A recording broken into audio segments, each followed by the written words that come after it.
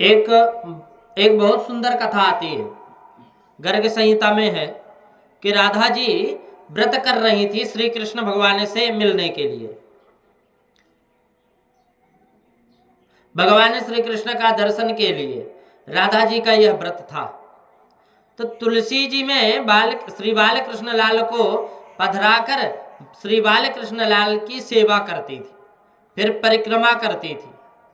परंतु राधा जी के पिता वृषभानु जी ने ऐसी व्यवस्था की हुई थी कि श्री राधा जी के महल में किसी पुरुष का प्रवेश हो ही नहीं सकता था। राधा जी से कोई मिल नहीं सकता था। श्री राधा जी के महल में पहरा भी था, परंतु सखियों का ही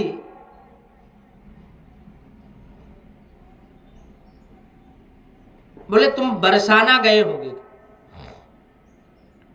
बरसाने में राधिका जी का महल है, वहां सखियों का ही पहरा है।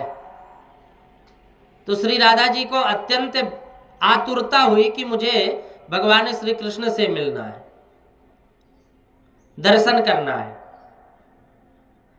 इस ओर लाला का भी दर्शन मिलन की आतुरता जागी। भगवान श्री कृष्ण ने विचार किया कि मैं पीतांबर पहनकर जाऊं तो मुझे कोई अंदर जाने नहीं देगा, जबकि मुझे अंदर जाना ही है। उस समय चंद्रावली सखी से प्रभु ने कहा कि आज अपना समस्त श्रृंगार तो मुझे धारण करा।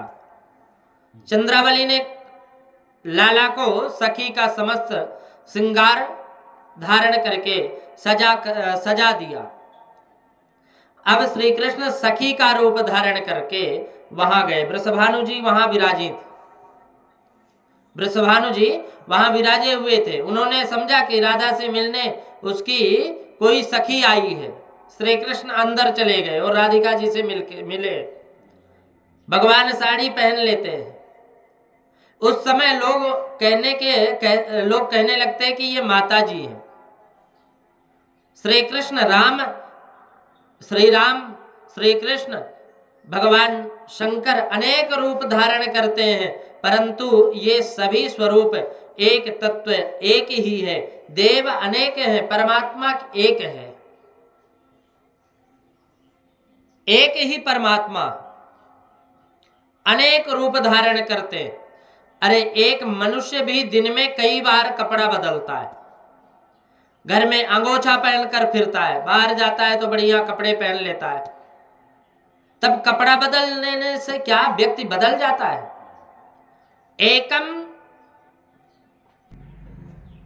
एकम सद्विप्रा बहुधा वदन्ति, एकम सत्यम बहुधा समुपयन्ति। एक ही परमात्मा अनेक प्रकार की लीला करता है और अनेक प्रकार की लीला करने के लिए अनेक रूप धारण करते हैं। परमात्मा निर्गुण निराकार है। भगवान निराकार है, निर्गुण है, और परमात्मा सगुण साकार भी है। निराकार का अर्थ यही है कि उसका कोई एक आकार निश्चित नहीं है। वह तो तेजोमय है, जैसा स्वरूप धारण करने की इच्छा होती है वैसा कर लेते हैं। अब भगवान कहते हैं कि मेरा कोई आकार नहीं है, मेरा कोई श्रृंगार भी नहीं है। मेरे भक्त को जो आकार और श्रृंगार अच्छा लगता है वही मैं स्वरूप, वैसा ही श्रृंगार मैं धारण कर लेता हूं।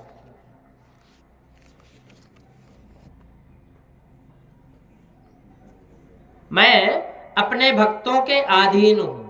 ये यथा माम प्रपद्यन्ते। भगवान कहते हैं कि तत्व दृष्टि से विचार किया जाए तो सगुण और निर्गुण एक ही है। जिस प्रकार राजा और राजा की सत्ता, ये दोनों एक ही हैं। सत्ता ना रहे तो फिर वह राजा किसका? परंतु वह निराकार सत्ता कोई कार्य करे तो साकार स्वरूप धारण करके ही करती है। आंख में जो देखने की शक्ति है वो निराकार है, आंख साकार है। निराकार और साकार एक बनते हैं तभी कोई क्रिया हो पाती है। निराकार की क्रिया कोई नहीं है। आंख में जो शक्ति है उस शक्ति का कोई आकार नहीं है। आंख का आकार है, यह फूल साकार है, परंतु इसमें जो सुगंध है वह निराकार है। तो निराकार और साकार दोनों के मिलने पर क्रिया होती है। श्री राम जी निर्गुण निराकार है, श्री राम सगुण साकार है। तत्व दृष्टि से दोनों पृथक नहीं है। निर्गुण निराकार ब्रह्म और सगुण साकार परमात्मा एक ही है। निराकार निर्विकार ब्रह्म परमात्मा सबके अंदर विराजमान है। वे प्रकाशमय हैं, वे स्वरूप को छिपाते हैं, वे आंखों द्वारा दिखाई नहीं पड़ते, केवल बुद्धि ग्राह्य है। निराकार ब्रह्म व्यापक सर्वव्यापक है, किसी का आकर्षण करते नहीं, निग्रह अथवा अनुग्रह भी नहीं करते, मारते भी नहीं तथा तारते भी नहीं। मारना और तारना यह लीला तो श्री राम जी करते हैं, कृष्ण करते हैं।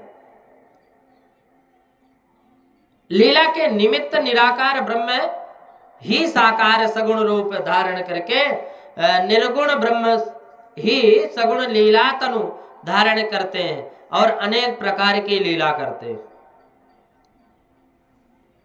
आनंद स्वरूप परमात्मा की ऐसी दिव्य लीला देखकर शिव जी को जरा सा मोह नहीं हुआ। शिव जी को तो दृढ़ विश्वास था कि राम जी ईश्वर हैं, परंतु सती माता के मन में थोड़ा विकल्प हुआ कि सती जी परीक्षा लेने गई भगवान श्री राम के। अंत में सती जी को विश्वास हो गया कि ये परमात्मा है। अपनी भूल उनको समझ में आ गई तो सती जी वापस लौटने लगी। मार्ग में उनको श्री राम जी, लक्ष्मण जी, जानकी जी के दर्शन हुए। करोड़ों सूर्य के समान प्रकाश था।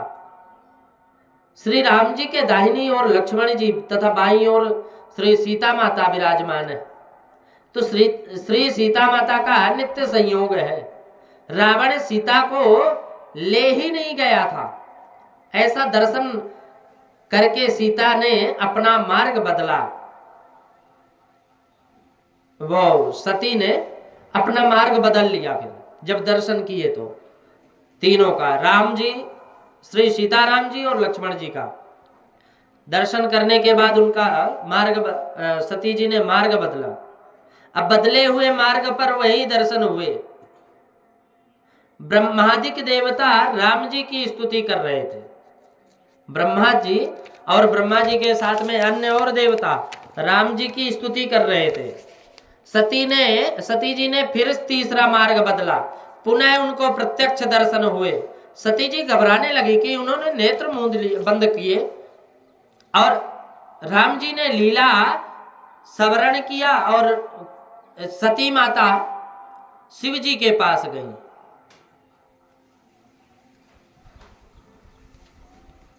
शिव जी ने पूछा, हमारे राम जी की परीक्षा कर ली?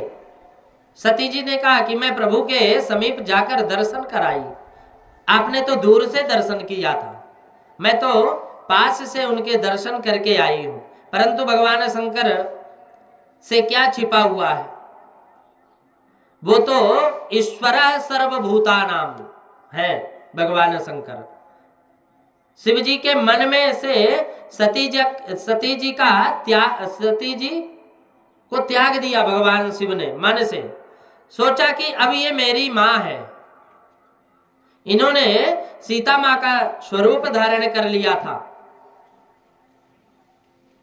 तो इसलिए भगवान भोलेनाथ माता सती को मन से त्याग दिया।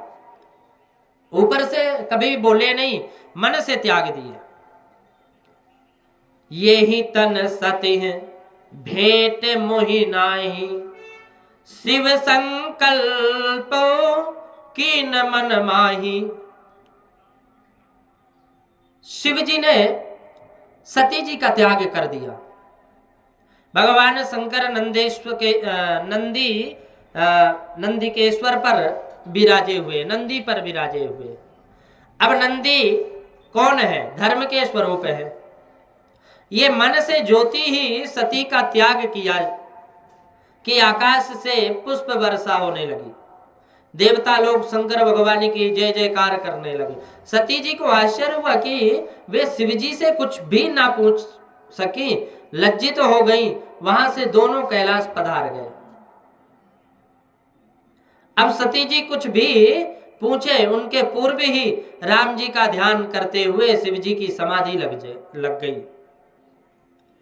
पाप करने वाले को शांति नहीं मिलती, कभी भी ध्यान रखना। फिर भले वह देव, दानव अथवा मनुष्य हो, सती जी घबरा गई। उसी समय दक्ष प्रजापति ने यज्ञ अनुष्ठान किया। दक्ष प्रजापति शिव जी के स्वरूप को जानते नहीं, शिव तत्व को सही रूप से समझते नहीं। बहुत से ऐसा मानते हैं कि शिव तमोगुण के अवतार हैं, ब्रह्मा जी रजोगुण के अवतार हैं, भगवान विष्णु सत्व गुण के अवतार हैं। भगवान शंकर समाधि और कथा ये दो ही काम करते हैं भगवान। या तो समाधि में बैठ जाते हैं तो कई वर्षों तक समाधि में बैठे रहते हैं, या फिर कथा श्रवण करते हैं तो समय का कोई पता नहीं चलता। शिव जी में यदि तमोगुण हो तो समाधि में बैठ नहीं सकते। शिव जी में तमोगुणी है ऐसा मानने वाले भूल करते हैं। प्रातः काल के समय शिव जी तमोगुण को स्वीकार करते हैं, प्रलय काल के समय शिव जी तमोगुण को स्वीकार करते हैं। विष्णु भगवान राक्षसों को मारते हैं, उस समय उनको भी क्रोध आता है। नरसिंह भगवान में भी राक्षसों की हिंसा होती है। ब्रह्मा जी सृष्टि के आरंभ में रजोगुण को स्वीकार करके ही सृष्टि का सृजन किया करते हैं। इस पर ब्रह्मा जी और रजोगुण नहीं अपितु सत्व गुणी ही है। उसी प्रकार शंकर भगवान भी तमोगुणी नहीं अपितु वे निर्गुण है।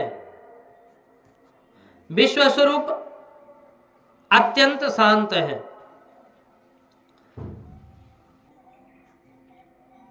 कस्तम चराचरम गुरुम निर्वैरम शांति विग्रहम। कस्तम चराचरम गुरुम निर्वैरम शांति विग्रहम। विश्व स्वरूप अत्यंत शांत है। भगवान शंकर ये निर्गुण ब्रह्म है। जिस समय ये प्रलय करते हैं ना, जब प्रलय करते हैं उसी समय तमोगुण को स्वीकार करते हैं, और सत्वगुण गाय माता के समान है, रजोगुण वानर के समान है, और तमोगुण बाघ के समान है। गाय माता को वश में करना सरल है, वानर को वश में करना कठिन है, और बाघ को वश में करना उससे भी कठिन है। इस कथा श्रवण के समय तुम सभी सत्व गुण में हो, परंतु पूरी होने के पश्चात यह तत्व गुण ठहरेगा क्या? कभी नहीं ठहरने वाला। इसमें शंका होती है। कथा पूरी हुई कि मन में चंचलता चालू हो जाता है। फिर कथा सुनने के बाद 10 मिनट बाद 10 मिनट शांति से बैठकर सुनी हुई कथा का मनन करना चाहिए। फिर जो समझते हैं कि भगवान शिव तमोगुणी हैं, जो समझते हैं कि भगवान शिव तमोगुणी हैं, उनका पतन होता है और वो निर्गुण ब्रह्म है, परमात्मा है। शिव जी की कृपा के बिना ना शक्ति, ना ज्ञान, संतति अथवा संपत्ति कुछ भी मिलता नहीं। शिव जी आशुतोष है, अर्थात शीघ्र प्रसन्न होने वाले हैं। दक्ष प्रजापति शिव तत्व को जानते नहीं थे। शिव जी के प्रति जो जी में आवे, मन में आवे, वही वैसा ही बोलते थे। शिव जी की निंदा करते थे, ये तो स्मशान में रहते हैं, भूतनाथ है, अवघड़ है। अरे समस्त संसार ही शमशान है। जगत में ऐसी कोई जगह नहीं है जहां किसी भी जीव की हिंसा नहीं हुई हो। यहां पर भी शमशान है। अपना घर भी मच्छर मक्खियों का शमशान है। शिव जी भूतनाथ है, सबके मालिक है। भूत का अर्थ पंच तत्व भी होता है। शिव जी पंच तत्व के मालिक हैं। शिव जी पंच तत्व के मालिक हैं। भूत का अर्थ होता है पंच तत्व। शिव जी के कंठ में विष और मस्तक में अमृत है। मस्तक पर चंद्रमा धारण किए हुए। चंद्रमा अमृत है। इस जगत में ना सब खराब है, ना सब अच्छा है। शुभ और अशुभ, सार और असार, इनका मिश्रण ही जगत है। जगत के मालिक शंकर भगवान हैं, वे विश्वनाथ हैं।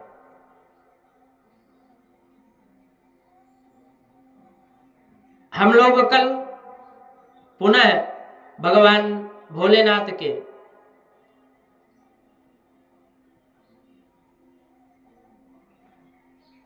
विवाह के समय संकल्प में 3 पीढ़ियों का नाम लेना पड़ता है। ऐसा हम लोग कल श्रवण करेंगे। आज